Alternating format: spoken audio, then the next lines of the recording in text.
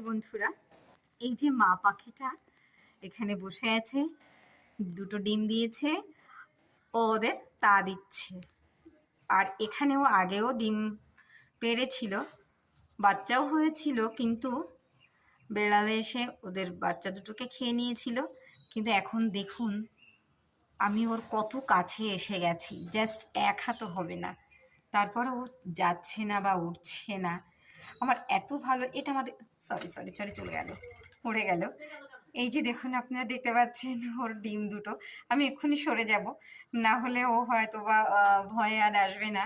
আমি ওকে টাচ করব না, ওর বাসাটাকে আমি টাচ করতে চাইছি না।